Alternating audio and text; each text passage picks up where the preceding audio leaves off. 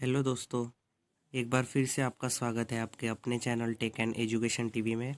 जैसा कि आपने थंबनेल में देखा ही होगा, आज हम देखने वाले हैं how to calculate materials required for M20 grade of concrete. तो दोस्तों, यहाँ हमने M20 ग्रेड ऑफ कंक्रीट ही क्यों लिया?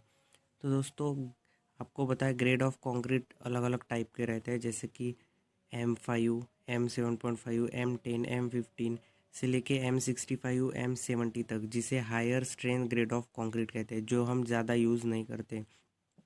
और जहाँ तक बात है M20 की, तो आपको अगर आरसीसी से रिलेटेड कोई भी वर्क करना होगा तो उसके लिए नॉर्मल ग्रेड ऑफ कंक्रीट जो हम यूज़ करते हैं वो होता है M20 ग्रेड। और अगर आपको पीसीसी से रिलेटेड कोई वर्क करना होगा तो उसके लिए हम M15 या फिर M10 इसका यूज़ करते हैं दोस्तों। तो M20 में M का मतलब क्या होता है? M मतलब होता है मिक्स, यानी कि मिक्स रेशो। और जो 20 होता है वो होता है characteristic compressive strength of A concrete after 28 days.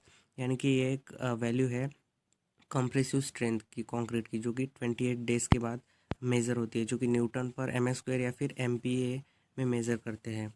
तो दोस्तों, जैसे कि ग्रेड ऑफ कंक्रीट अलग अलग टाइप के होते हैं, वैसे भी उसके रेशोज़ भी अलग अलग टाइप के होते हैं। जैसे कि M5 के लिए रेशो होता है 1:5:10, M10 के लिए होता है 1:3:6, M20 के लिए होता है 1:5:3।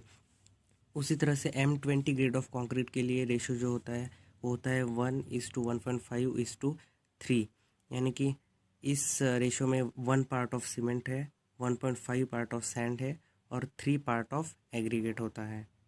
और ये कुछ कॉमन फार्मूलाज है जो कि हम आगे यूज़ करने वाले हैं। जैसे कि हम volume of cement, volume of sand और वॉल्यूम ऑफ एग्रीगेट निकालने वाले हैं, तो उसके लिए volume of material equal to ratio of that material upon total ratio into dry volume of concrete.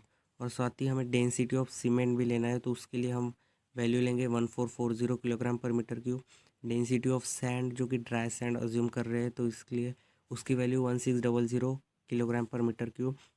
और डेंसिटी ऑफ एग्रीगेट, जो कि 2400 से लेकर 2900 के रेंज में होती है, तो उसमें से हम कोई वैल्यू लेने वाले हैं। और साथ ही sum of ratio of M20 concrete, जिसका रेशियो होता है 1:1.5:3, तो उसकी एडिशन होती है 5.5। तो पहली स्टेप हम लेने वाले हैं calculate dry volume of concrete. तो दोस्तों, यहाँ पे हम wet volume of concrete 1 cubic metre assume करने वाले हैं। यानी कि हम 1 क्यूबिक मीटर वेट वॉल्यूम के लिए मटेरियल्स कैलकुलेट करने वाले हैं। तो सबसे पहले हमें इस वेट वॉल्यूम का कन्वर्जन ड्राई वॉल्यूम में करना होगा। तो उसके लिए फॉर्मूला है dry volume equal to wet volume into 1.54 to 1.57। ये श्रिंकेज फैक्टर है या फिर सेफ्टी फैक्टर भी कह सकते हैं, कांस्टेंट होता है, हम 1.57 लेंगे।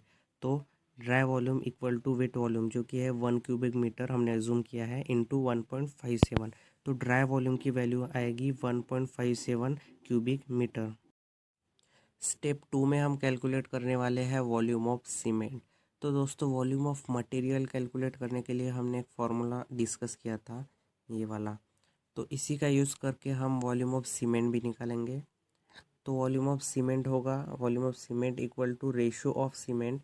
सीमेंट का रेशियो है 1 डिवाइडेड बाय टोटल रेशियो, यानी कि इन सब रेशियो के addition 5.5 multiply by dry volume of concrete, जो कि हमने 1.57 मीटर क्यूब कैलकुलेट किया था। तो इसका आंसर आएगा 0.285 मीटर क्यूब।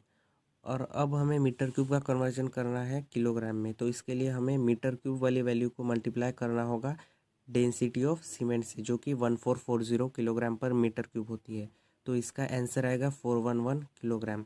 तो दोस्तों, हमें पता है एक सीमेंट बैग का वेट होता है 50 किलोग्राम।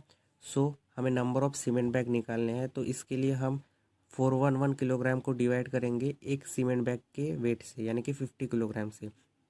तो इसका आंसर आएगा 8, यानी कि हमें 8 number of bags of cement लगने वाले हैं।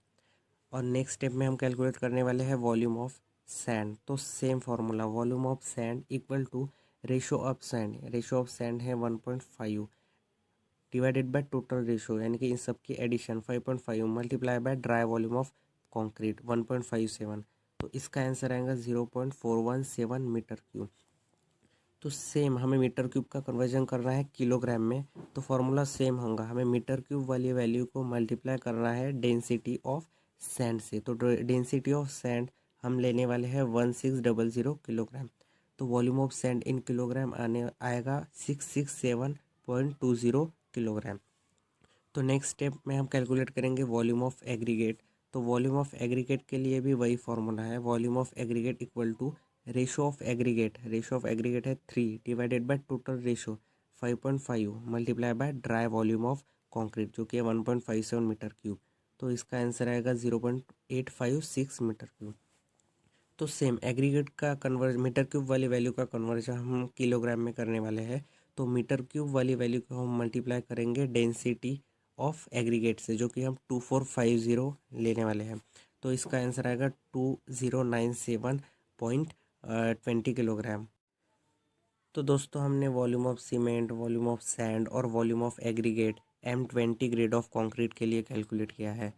अगर आपको बाकी किसी भी ग्रेड ऑफ कंक्रीट के लिए मटेरियल कैलकुलेट करने हो, जैसे कि M5 के लिए, M7.5 के लिए, या M15 या फिर M25 के लिए, तो प्रोसेस सेम होगी, सिर्फ डिफरेंस आएगा फार्मूला में। फार्मूला में हमें उसके रेशियोज अलग अलग डालने होंगे। सो दोस्तों, अगर आपको इससे रिलेटेड कोई भी क्वेश्चंस होंगे तो आप कमेंट में बताइए। और अगर वीडियो अच्छा लगा होगा तो प्लीज़ शेयर कीजिए और लाइक कीजिए। अगर चैनल पे पहली बार आया तो सब्सक्राइब कीजिए। Thank you.